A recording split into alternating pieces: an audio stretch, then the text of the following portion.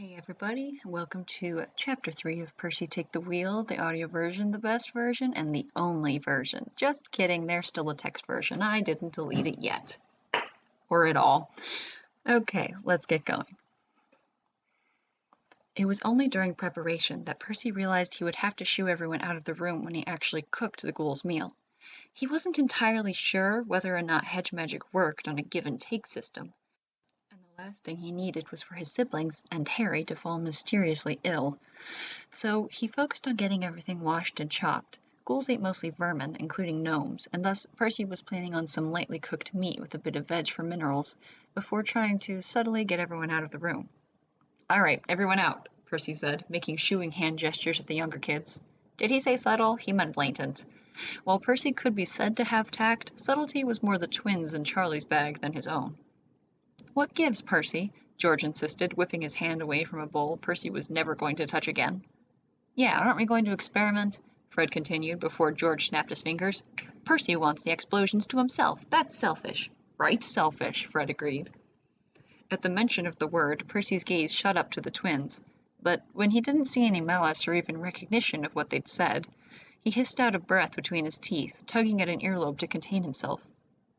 "Look, we don't know exactly how hedge magic works," he said, "and I don't think I should expose all of you to the consequences of a spell about health going wrong, yeah? Sound good? Get."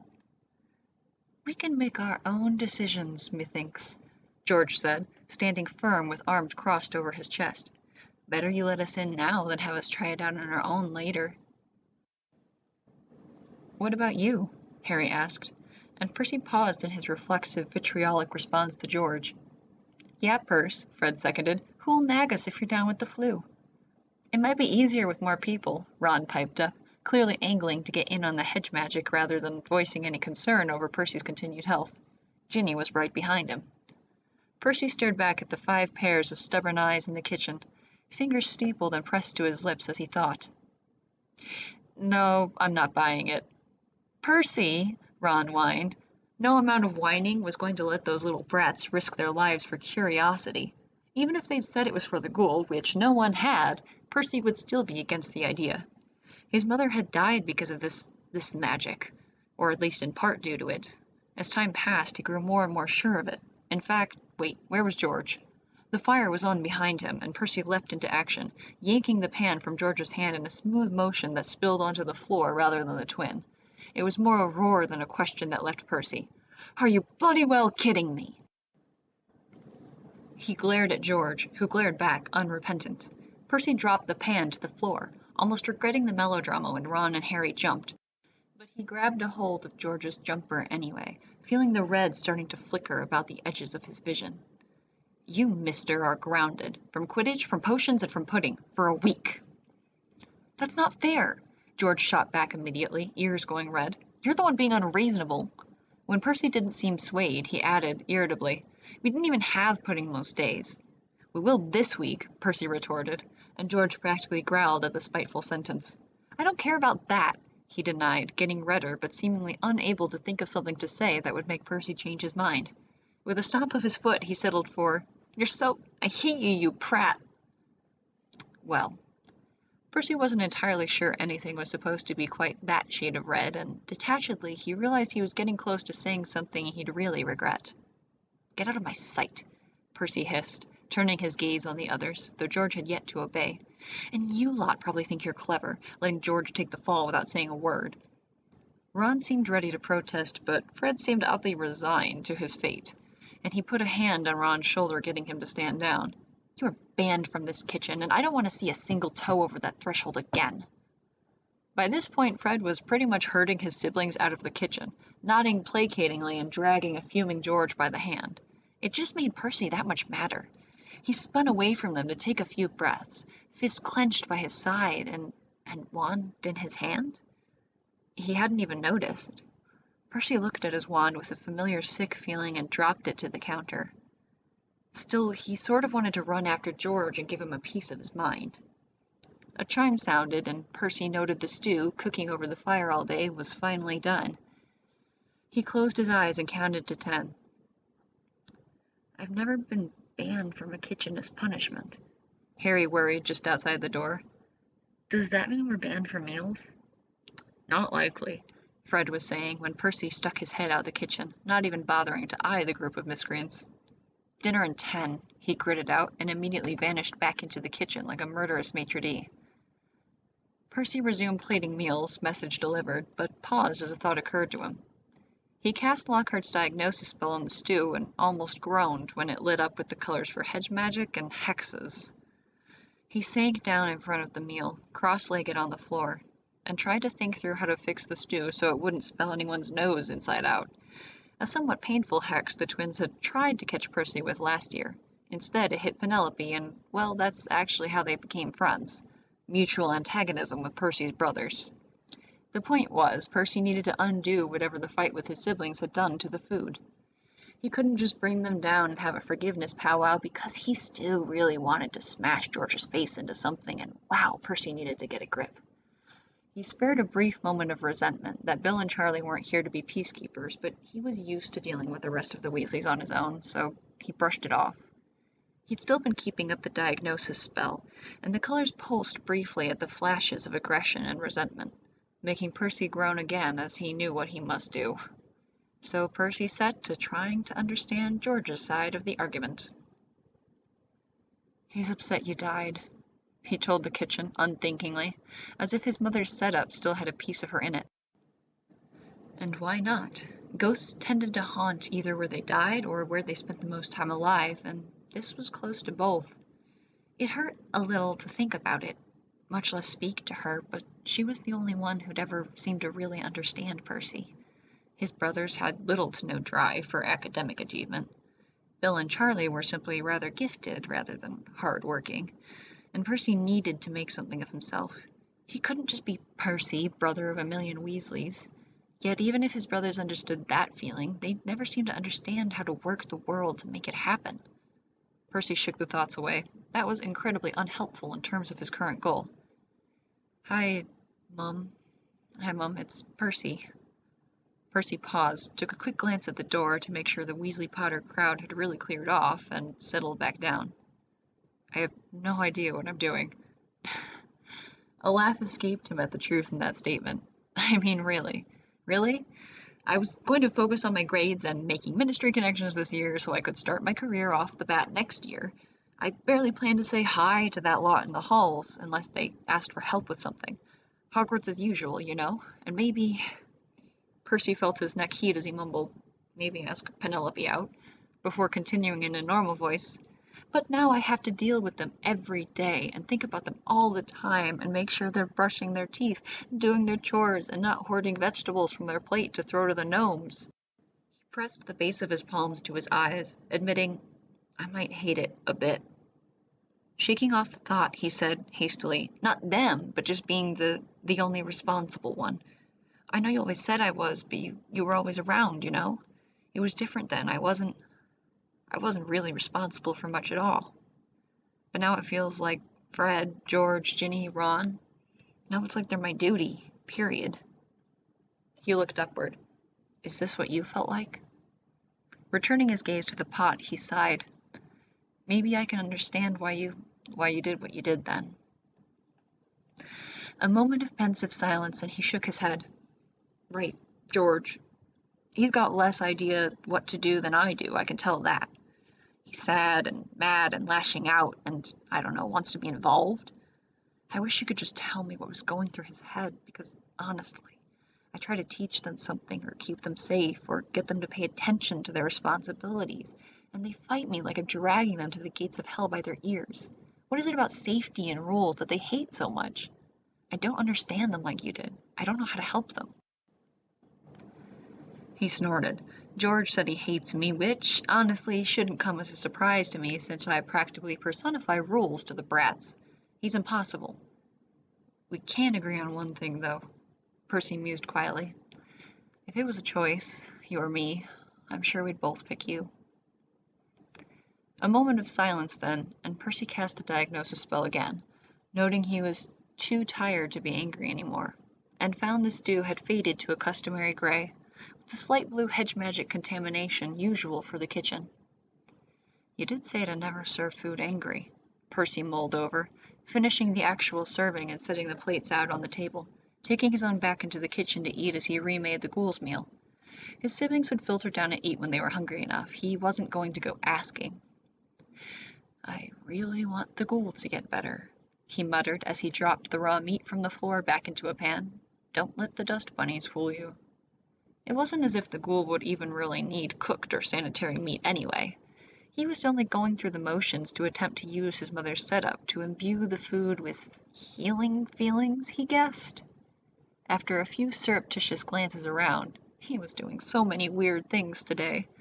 Percy kissed the handle of the spoon, feeling ridiculous, and thought really friendly, healing thoughts. If anyone walked in on him just now, he would actually skewer himself. Granted, Percy was pretty used to looking over his shoulder for his siblings. There wasn't much they didn't bother him about. Alright, that was unfair. Percy also bothered them about things they were supposed to do already, or things that were good for them.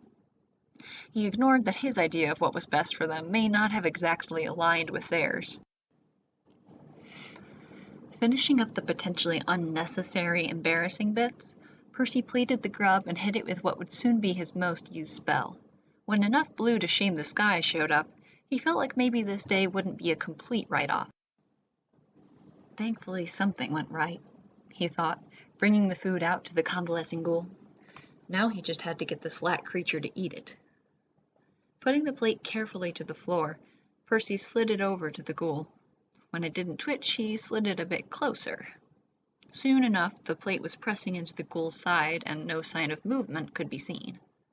Percy waited, squatted and leaning in, off balance and on edge, until eventually the ghoul sighed. Now what? Running a hand over the lower half of his face, Percy mulled over the problem. The ghoul's eyes flicked to the food, but it seemed uninterested in moving to feed itself. At least it had finally acknowledged the plate. Standing, Percy left to retrieve a knife and fork, hearing his siblings settling into the dining room to eat and hastily vacating the kitchen before he could overhear them complaining. He was fairly certain there'd be complaining. Gingerly, Percy settled himself on the ground beside the ghoul and cut the meat into manageable pieces for the ghoul's inhumanly wide mouth. He stabbed one with a fork and held it in front of the ghoul. When it looked from him to the fork and back again, Percy was ready to force-feed the damn thing and be done with it, but taking a deep breath, he jiggled the fork firmly. "It's for you," he said. "You've got to eat it." If only ghouls could understand language. The creature did seem to be getting the gist of the wiggling food, however, and Percy stilled the fork as the ghoul slowly opened its mouth. Finally. With a few muss-ups that prompted the ghoul to hiss weakly, Percy managed to get the full plate of food into the ghoul in under half an hour. By the end of it, the ghoul was chewing contemplatively rather than quietly swallowing each bite whole, and Percy chose to take this as a good sign. He hesitated, eyes caught with the creature's beady ones, and patted the ghoul's shoulder before standing and brushing himself off on habit. The ghoul watched him leave the room, and Percy found himself with, oddly enough, free time on his hands.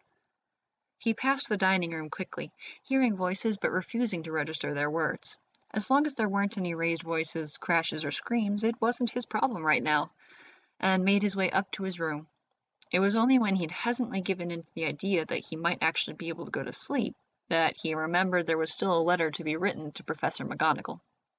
With a quiet, heartfelt groan, Percy rolled over and snatched a precariously balanced roll of parchment from the edge of his desk. Peachy. The next morning he woke to beady yellow eyes and yelped, flailing beautifully before he hit the wall beside his bed. The ghoul tilted its ugly mug at him, otherwise unfazed, and crooned. Taking a moment to get his breathing under control, Percy put a hand over his rapidly beating heart as if to calm it. "You're doing well, then?" he asked with an edge of irritation, voice slightly higher than average. It shifted, head upright again, and shuffled off. What was going on with that? Usually, if the ghoul ended up in someone's room, it was only there long enough to clang something against the walls or rattle some chains before it wandered off to make more noise. Percy shook it off. Clearly the ghoul wasn't 100% just yet. He'd make it another meal today, and if it was better tomorrow, allow it to fend for itself. He glanced at the clock and groaned. It actually was time for him to get up. When he made it downstairs, it was to be greeted by the amusing sight of Ginny defending her hair from the ghoul's curious grip. It was being visibly gentle, but its overlong fingers were very clearly not wanted, so Percy gingerly separated the two, to Ginny's relief. "What did you do to him?" Ginny asked, reaching around Percy to poke the placid ghoul, which attempted to return the gesture before Percy stopped it. "I just took Mr. Lovegood's advice," Percy said, moving the ghoul step by step across the room until it was in front of the fireplace once again, directing it to sit before he swaddled it, more to keep it out of trouble than in the interest of its health. "It's probably still not feeling better," he said. "He's acting like he's drunk." Ginny scrunched up her nose. "Like when Dad came back from that dinner after getting promoted?" "More like sedated," Percy mused, stepping away to observe the ghoul as it slowly wriggled free from its blanket. "But for all we know, I had some throwaway thought or another about calm while I was making the food, and the setup in there amplified it." "Do you think he'll go for cuddles?" Ginny asked, a smirk crossing her face. "We could put him in Ron's room." "That's unkind," Percy scolded, but his lips twitched at the thought, and Ginny grinned up at him, knowing she wasn't really in trouble. Ron's reactions to any sort of surprise or trickery were usually something to behold, perhaps explaining why the twins picked on him so viciously when they could get away with it, though the grudges got old long before Ron gave up on them. "What's he doing?" Ginny had a hold of Percy's arm now, hanging off it as she gazed at the ghoul. "I don't know," Percy replied automatically, before actually taking the time to observe. The ghoul had made it to its feet and had freed itself from the blanket, but made no move to return to its fascination with Ginny's hair, distracted by something new. It wavered a bit as it wandered from the room, but Percy followed a distance behind, Ginny still hanging from his sleeve. At the door to the kitchen, she glanced up at him surreptitiously, but he didn't seem to be aware of breaking his own rule banishing his younger siblings from the room. Well, she wasn't going to remind him. They trailed the ghoul as it came to a halt, crouching by the wall and touching the family clock with a curious finger. It crooned a bit, and seemed content otherwise to sit there, one finger maintaining contact with the limp hand of the clock, no longer animated by a connection to a living Weasley. Percy swallowed on seeing it, knowing that he should have removed it by now. But Molly Weasley's hand on the family clock remained, limply hanging, pointing at nothing. Or at least it had been. Ginny's grip on Percy's arm tightened, and he knew both of them had seen it. The clock hand twitched under the ghoul's touch. For one long, stomach-dropping moment, Percy felt a wild hope, but it was impossible with what he'd seen. Hadn't Xenophilius said the ghoul had taken on aspects of the family's magic? Whatever that meant. It must only be reacting to that. "It doesn't mean anything," Percy said, voice coming out hoarse, and they both jumped at the sudden break of the silence, as Percy hadn't known he'd meant to speak at all. But he cleared his throat and continued. "Mr. Lovegood said something like this before. It's just because the ghoul's been hanging around so long." "Oh," Ginny replied, and he couldn't read anything from her tone. "Okay." Still, they stood around a bit longer than they should have, watching the hand twitch as the ghoul sat placidly before them, and when Ron and Harry stumbled downstairs in a rustle of quiet chatter, it brought them back to themselves with a jolt.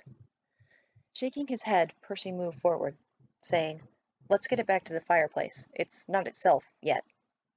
Despite her previous annoyance with the ghoul, Ginny helped willingly enough. Together they ushered the mellow creature back into the other room, Ron giving a little cry of protest on seeing them exit the kitchen together. "Why's Ginny still allowed in the kitchen?" he complained, and Percy side-eyed his sister, having quite forgotten his previous declaration. "She's not," he retorted primly. "The ghoul needed hurting, and she was the only one awake." Grumbling greeted this revelation, but Ron accepted it quickly enough, to Harry's visible relief, as he had appeared ready to mold himself into the walls and disappear if another argument broke out. "Well, what's for breakfast?" Ron asked, looking more awake than usual this early in the morning.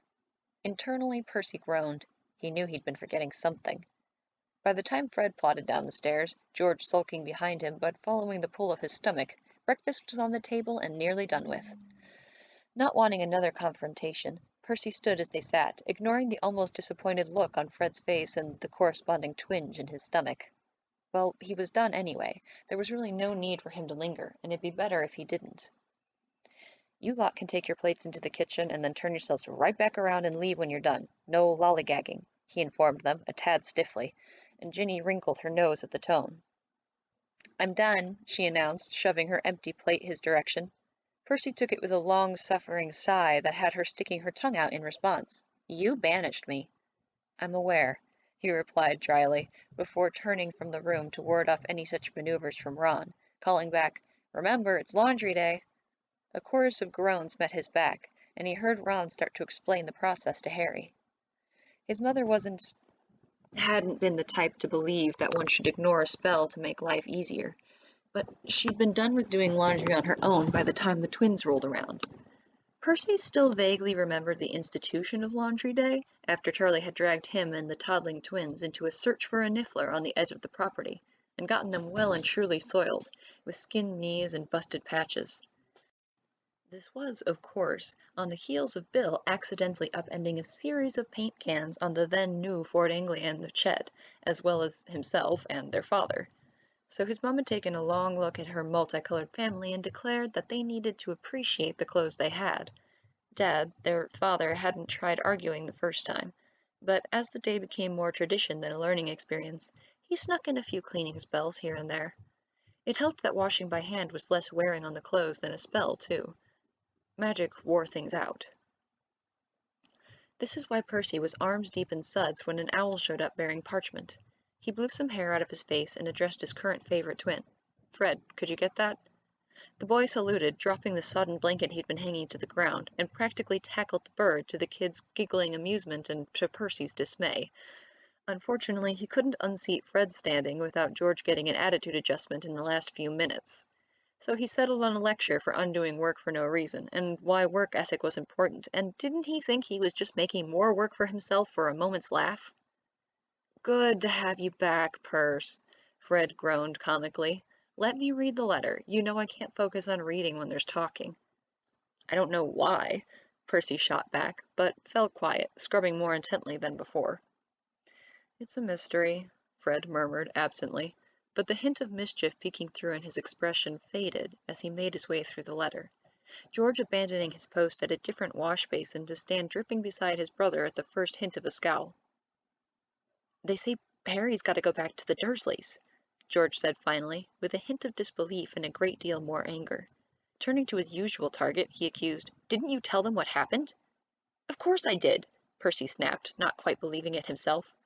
Surely it was against the rules for a professor to knowingly allow neglect. He wiped his hands on his shirt and held one out when it was dry enough not to smudge the ink.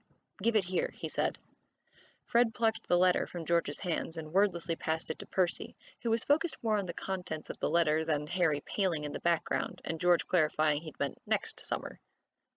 George was right.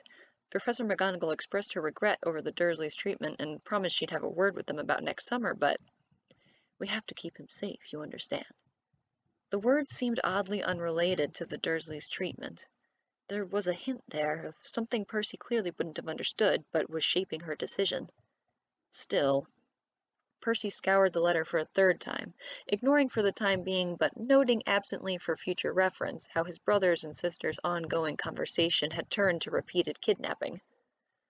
Nothing about this summer, or about finding another home for Harry, or even reporting it to the Ministry.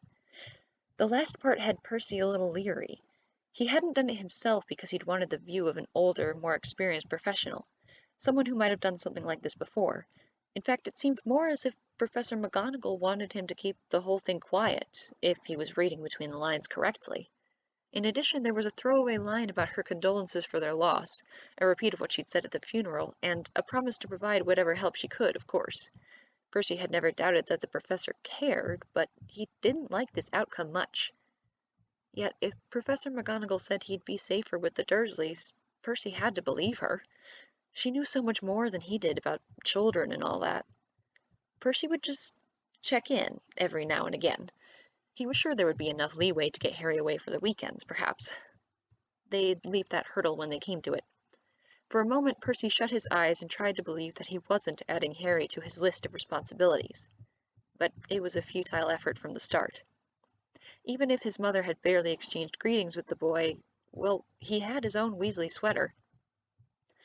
No kidnapping, Percy stated flatly, coming back to reality and cutting off the increasingly elaborate plans. If the professor says he has to go back, then he has to go back. At the protest and the resignation on Harry's face, Percy found himself abruptly at the end of his fuse. I'm not saying abandon him or throw him to the sharks. What must you think of me, you little... The parchment was crumbling in his hand as he cut himself off, not wanting to swear. Harry, he said, turning his attention to the black-haired boy, whose eyes were wide at the sudden spotlight. We're not just going to leave you next summer, all right? I'll make sure you know how to get to the public flue and contact us, and we'll bring you in for visits. Do you hear me? It's fine, Harry said weakly after a moment of searching for words. I mean, I'm used to it. They're really not that bad. Attempting not to explode at the already wary boy, Percy took a breath, steamrolling over whatever Ron had been about to say. All right, you will visit next summer, and I will expect a call every week, or I will be dropping in, and I'll inform your Dursleys of that myself. And for this summer, you'll stay here. Understood? Yes, sir, Harry replied dazedly, before flushing and stammering out, I mean Percy. Good, get back to work, Percy said, shoving the letter in his pocket to respond to when he wasn't feeling volatile and taking his own advice. You can't let him go back. And there was George to ruin his day. Again. The others were wisely putting some distance between themselves and the oncoming fight. And what do you propose I do, George? Percy asked icily, dunking a jumper that had done nothing to deserve such rough treatment somewhat harshly as he continued. Hide him in the cellar? All we have to do is take him home with us next year, George returned. It's not that hard. Taking a moment to compose himself a little, Percy began to explain what George should already know, the pompous tone he never noticed entering his voice. Professor McGonagall said... Oh, Professor McGonagall said... Professor McGonagall said... The mimicry was nasally and grating, and the color was high in George's cheeks as he continued. What, now you need someone to think for you too?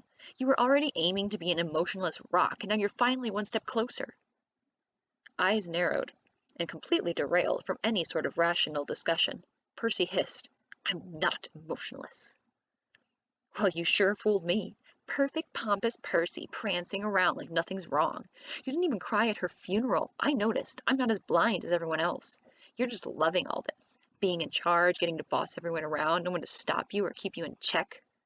With each word out of George's mouth, Percy could see the red flickering at the edges of his vision, that dark, bloody color like the veins had burst and begun to blind him. The vitriol spewing at him had its source in hurt, he knew. His brother was just confused, he knew. He also knew he might take this barrel and smack him upside the head with it if he kept talking. You're glad she's gone. You're glad. His brother was screaming now, crying.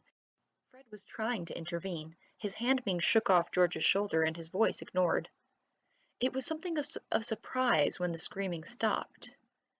George was abruptly much closer than before, and Percy found himself to have stood at some point, his fingers digging into George's jaw. Don't ever say that to me again. His voice was low, dangerously soft, and coming from thoughts he'd barely acknowledged but knew to be true. You don't know what I'd do to get her back. As the fear on George's face, the fear on all their faces, registered, Percy felt a wash of shame douse the anger, and pulled his hand away from George as it burned, the boy stumbling several steps away before coming to a stop. I hate you, he spat, voice weak and tears threatening. Yes, I know, Percy conceded, not up to being angry with embarrassment and shame still licking his insides with the hot misery. Get back to work or go inside. It took a while, as Percy scrubbed with tight, precise motions in an unmoving yard, but eventually they unfroze, tiptoeing around him like a wild beast. Evidently the tradition of laundry day was not a force to be reckoned with. Or they were all still a little freaked out by their still slightly larger brother nearly snapping. It's not as if the twins couldn't take me down, Percy thought, before his scowl deepened and his movements grew harsher. They shouldn't have to take me down. George hadn't even twitched when Percy... Well, the point was Percy was teetering on the edge of something he hadn't thought he was even capable of, and he maybe, a little bit, sort of, needed help. Who did he even try to talk to about something like this? Sometimes I get so angry I want to hurt the children in my care, he thought. Who feels like that? Percy needed to get himself under control by yesterday. Laundry day eventually concluded and the kids scattered, Percy still in a daze, in shock at how he'd just grabbed George like that. It was hard to even think the words. God, what if he bruised? The second thought of what it'd look like if he bruised made Percy flinch into himself a little. It wasn't acceptable. It was against the rules. He'd just... If George would stop provoking me, this would never come up, he said aloud to the empty kitchen, immediately regretting the words as he finished making a dinner he'd started on autopilot, barely registering the process. No, it's not his fault I'm a mess, he sighed, eyes shutting. I need help, Mum. I need you. Shaking his head at the ridiculousness of it, Percy pulled himself together enough to at least drop the food on the dining room table and run for it on the pretext of feeding the ghoul. Joking over pink spaghetti never seemed so far away. He'd cast the diagnosis spell, as was becoming habit, and the food at least was all right, even if everything else was wrong. As he left the kitchen, he didn't notice the limp hand on the clock twitching. It took Percy another day to remember he still had to reply to Professor McGonagall's letter. He cheerfully barricaded himself in his room, glad to escape the sidelong looks and, well, he'd overheard Ron questioning his sanity, which Percy sometimes hated, not having his eardrums blown out by the twins' potion experiments as the rest of his family evidently had. Unfortunately, it was not meant to be. The knock on his door was immediately followed by an opening, rather defeating the purpose of the knock, as someone asked, "Percy?" Putting aside the half-written letter, Percy resigned himself to his fate, saying, "Come in, Fred." To his credit, Fred didn't hesitate to slide into a room alone with his off-kilter older brother. Or maybe to his detriment? Percy almost wanted to scold him, but shook it off. "What is it?" he asked. "Are you okay?" Fred started, and when Percy didn't immediately reply, continued, "Like, are you hearing voices or feeling persecuted by the gnomes or something?" "Your concern fills me with warmth," Percy informed him.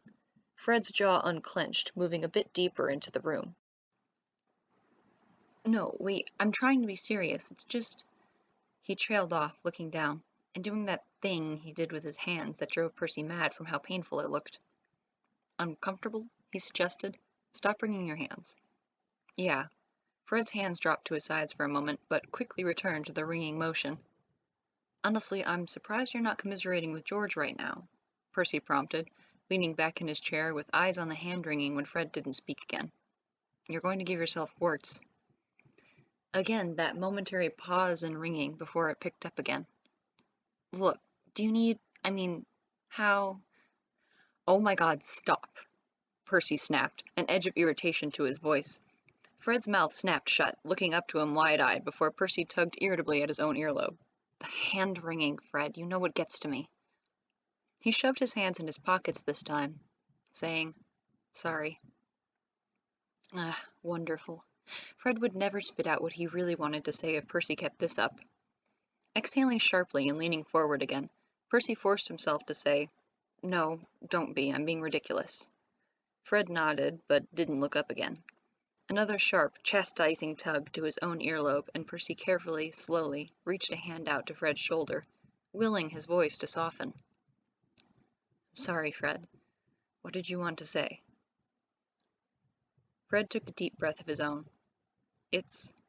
I know you got mad at us before, and I know we fought and Mum would have to separate us, but it feels different now when Mum and Dad aren't here," Fred said, almost calmly, as if he weren't driving little daggers into Percy's gut.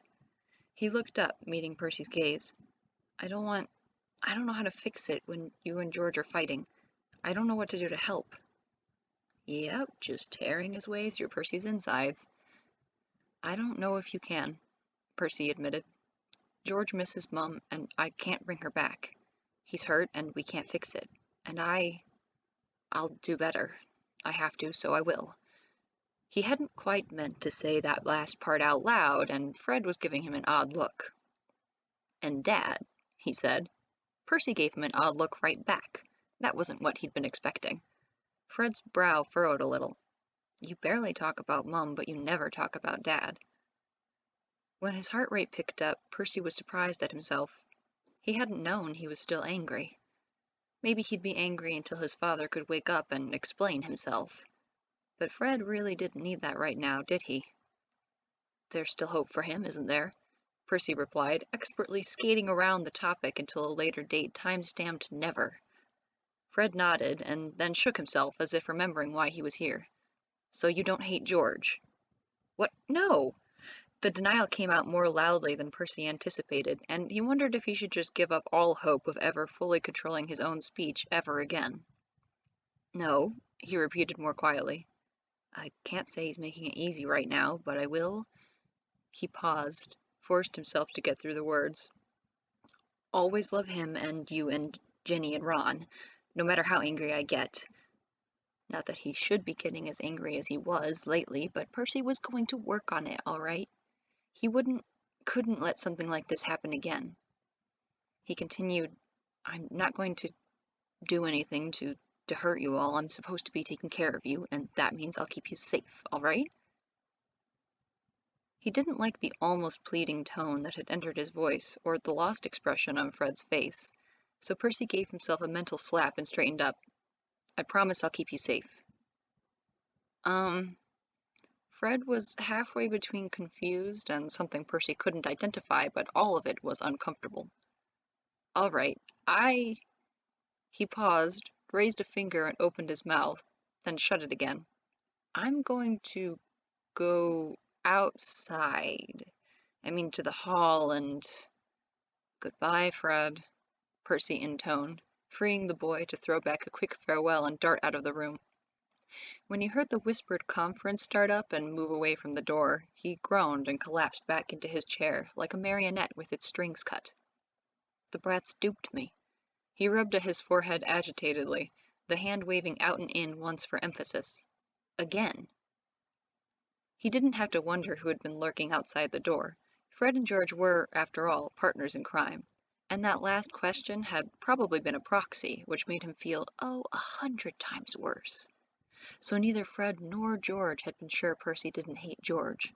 What a wonderful revelation after an equally marvelous day. Kicking his desk overset the inkpot. Percy watched in detachment as his half-written letter vanished into darkness. With a forced calm, he cleared the mess with a sweep of his wand, having mastered the spell during long hours of essay revision at Hogwarts. Which reminded him he needed to make sure they'd all got their summer homework done. He was sure they'd be thrilled to have him nagging them to do schoolwork with the week they'd just had. He let his forehead hit the desk with a quiet thump and mused on the disaster his life had become. Maybe... He tilted his head to bring his spare parchment into view. Maybe he could write Penelope. A moment of contemplation and he snorted. Write what? Dear Penelope, my mom's still dead and I might be mad at my comatose father for it. Also, I nearly ripped George's head off during an argument and feel like I need some way to keep them safe. To keep them safe. Percy's head shot up as he recalled the sheer quantity of protection-inscribed pots, pans, utensils, bakeware, and what have you in the kitchen, and the miraculous recovery of the ghoul, along with the continents-wide reach of his mother's setup. Sure, it was probably unhealthy to rely on magical assistance, and maybe he wasn't thinking clearly with all the emotional upheaval lately, but hell, he'd seen a calm-oriented kettle in there too, so he could always brew his own tea separately in that. He hadn't noticed any trade-off from the ghoul's health rising yet, so he'd likely not be giving himself terrible luck in exchange or anything like that. Probably. Either way, Percy felt he needed to do this. It was maybe not a solution to his problem, but a way forward. He couldn't live with himself if he really snapped someday and actually hit one of his siblings. Besides, his thoughts were a mess lately, and calming tea seemed like a really good idea in general. For himself, of course, because he wasn't entirely sure what the effects of calm might be yet. He wasn't going to just pour it down his siblings' throats without their knowing. Protection, however, was fairly straightforward and unlikely to actually change anything about them. They would be just as free to be antagonistic and whatever as usual. The next few days saw Percy avoiding his siblings, but laying out meals cooked in the protection set of cookware and sort of lurking to make sure they ate it without letting them know he was nearby. He had quite a bit of practice at avoidance and hiding, actually, thanks to the twins. It couldn't go on forever that way, though, and soon enough, Percy was eventually confronted by the other twin. George cornered him coming out of the kitchen, hands full and unable to run. "You're really freaking Harry out," he greeted Percy with uncomfortably, hands deep in his pockets and eyes on the ceiling. "Especially since you just vanished after you flipped out. He started asking Ron if you ever hurt him or anything like that, and then he asked if you ever kept us from eating, and now that they know you're just being weird, they think you know who is involved." "Really?" Percy asked, not even a tinge of disbelief coloring his voice. He just couldn't quite bring himself to feel anything deeper, what with being drugged to the gills with calm tea. He was drinking that stuff with every meal at this point. It had the unexpected benefit of making it easier to get things done without worrying about what his siblings were up to, mostly unsupervised. Plus, he figured he'd hear it if they managed to really screw something up. "Well, the dark arts, anyway," George admitted, still sounding wary and as if he'd rather be anywhere but here, yet sticking to his guns. The edge of anger was back to stay as well, as he continued. "Doesn't help that you just vanished afterward. You need to get a grip on your temper." "Quite right, George," Percy agreed absently, adjusting a sliding bowl on his arm and thus missing the consternation at the easy acquiescence. "I'm working on it." The guilt, at least, was mostly submerged under the induced calm, and it made it much easier to talk about. So you're not going to vanish again?" George pressed, and looked even further taken aback when Percy blinked back at him. "You don't want me around, do you?" he asked bluntly, and George took on a cornered expression. "I mean—" The twin's confusion was very easily sublimated into anger, it seemed, as his voice rose slightly. "No, I don't, but you can't just stop being around when you're supposed to take care of us." Deflating as he lost steam, George continued awkwardly. "Ron and Ginny might sort of miss you a little, for some reason." "I hadn't thought they would," Percy mused aloud. "I suppose I should make an effort to see them. Now, would you mind letting me put these down?" He shrugged as much as he could to emphasize the dishes he was carrying, and George took one as a matter of habit before he could stop himself. "Thank you," was the short response as Percy slid past George and efficiently laid out the food. With the ease of practice, he sidestepped the ghoul as it lumbered out of the kitchen after him, and snatched the last dish from George to place with the others. Lately, the creature had taken to quietly following him around, but he couldn't quite bring himself to worry about it. Mr. Lovegood would be by soon enough to check the silly thing, so he couldn't even remind himself that it was his duty to do something about it. Whatever. Casting a quick tempest, Percy hummed, "I'm off to the garden." There were swarms of pixies this time of year that ate the leaves off the vegetable garden at dusk if you didn't shoo them off. Percy was more than capable of taking care of it himself, however, since he'd found a handy spell in that Lockhart book specifically for dealing with pixies. Every time he found another solution to a problem in that book, his estimation of this Lockhart character rose a bit more. "Percy, aren't you going to eat?" George asked, grabbing his arm. "I already did," Percy lied airily, easily. Without all that emotional mess swirling about him, it was ridiculously easy to lie. In fact, Percy wasn't sure he'd eaten at all that day. He was fairly certain he'd eaten yesterday, though, so he'd be fine. He just didn't have the will to make 2 separate meals for himself and the kids, and a part of him cringed away from the thought of giving himself any more protection against the world than he already had. He'd rather not acknowledge it, though, so Percy moved on. He tried to leave again, but George didn't let go. "Something is wrong with you," he breathed, as if he didn't believe it up until Percy attempted to do chores. Honestly, just because the rest of his family would happily allow the house to fall into ruin didn't mean Percy could be just as lackadaisical. "Don't be ridiculous," Percy waved off, but George's grip on his other arm didn't abate. "No, you're actually emotionless now," George stated, almost sternly, though a flicker of guilt went through him. He hadn't really noticed how expressive Percy was until he wasn't. He hadn't understood what the emotions had been, but now at least he knew they'd been there. "Just because I don't want to argue with you doesn't mean I don't feel things," Percy complained, a tiny bit of irritation at being kept from his task for a second time slipping through the general haze. "For example, right now you're annoying me. I've got things to do." He looked pointedly down at the hand on his arm. "Let me go, George."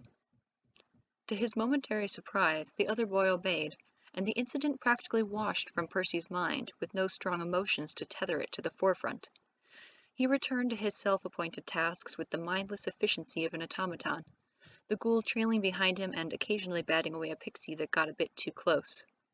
While Percy was being very precise, it couldn't quite match the speed that fear could have given him, and a couple pixies got through his casting only to be swatted to the ground by the ghoul's large hands. "Good ghoul," he said absently, patting its head and drawing a short, quiet croon from the creature. The charm Lockhart's book supplied mostly froze the creatures, so he spent some time in a peaceful silence gathering their rigid little bodies and went for a walk into the forest, ghoul at his heels, until he'd gotten far enough that the swarm wouldn't easily find its way back. Upending the pixies from the picnic blanket he'd carried them in, he made his way home.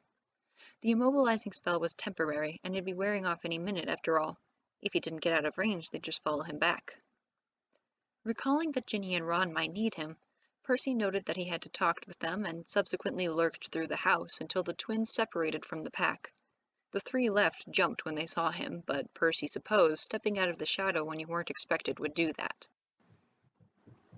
As they stared at him, Percy racked his brain for what he was supposed to be talking with them about and settled on the most obvious. "Did you do your homework?" he asked.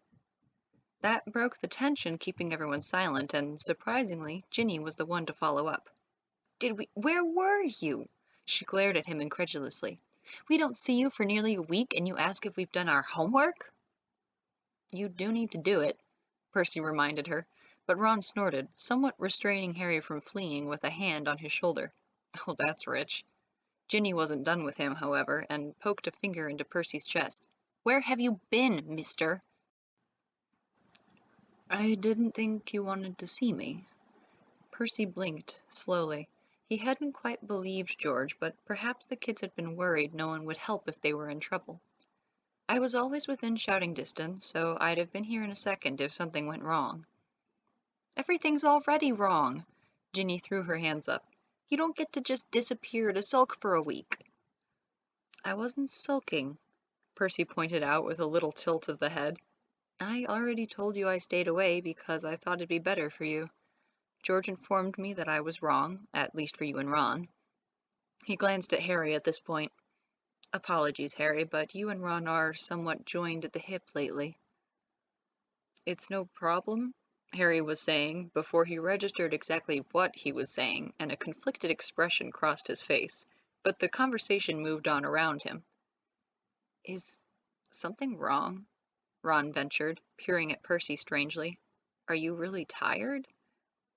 "No," Percy admitted, before he realized Ron was practically offering him an out before the boy's suspicions could even form. "I mean, a bit." "You're lying," Ginny stated, distracted from her line of thought, but not the anger as she crossed her arms and pursued this new method of attack. She stared at him a moment, seeming to search for something, before she said, "You're not angry." "Why would I be?" Percy asked.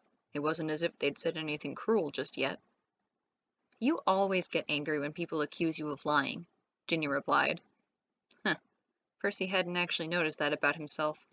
She always was a little more perceptive than Percy was usually comfortable with, though. George was right, she muttered, more to herself than Percy, so he ignored it. "Yeah, and you didn't even blink or do that weird little sniff thing when Ginny was yelling at you," Ron said, warming to the topic and clearly percolating something in his little brain. "Are you on calming draft?" Ginny asked uneasily, an edge of accusation and bewilderment to her tone. Percy automatically shook his head. He really wasn't. "That's a regulated substance," he lectured. "You can only brew it under the eye of a registered potions master and only buy it on the orders of a healer." "You're on something," Ron stated, glancing up and down his brother like a potions vial was going to fall out of his pocket. Rolling his eyes, Percy crossed his own arms. "I didn't show up so you could insult me. I just wanted to let you know to shout if you need me, all right? All right. Even if you don't see me, it doesn't mean I'm not here." "That is super creepy," Ron protested. "You really must be on something." Waving them off, Percy found himself distracted from the conversation that really was going nowhere, remembering he still had dishes to do. Whatever, I've got things to do. Go to bed or something and remember to get your homework done. It's not even 8, Ron called after him, but Percy really couldn't bring himself to care. The ghoul tugged on his sleeve, making a low rumbling noise. Percy brushed it off, patting the ghoul's head and receiving a disgruntled noise in return as he continued to make his way into the kitchen. He couldn't just leave the dishes out all night, after all. Still, a part of him wondered if he should go back, an unpleasant feeling growing in his stomach. He shook his head. That just meant Percy needed to put the kettle on again. Unseen, the limp hand on the family clock jumped. Alright, that is the end of Chapter 3. Chapter 3 of Percy Take the Wheel, the audio version, the best version, the only version in which you can hear both the author tripping over her own words and the characters tripping over their own words together as one. Alright, see you next time.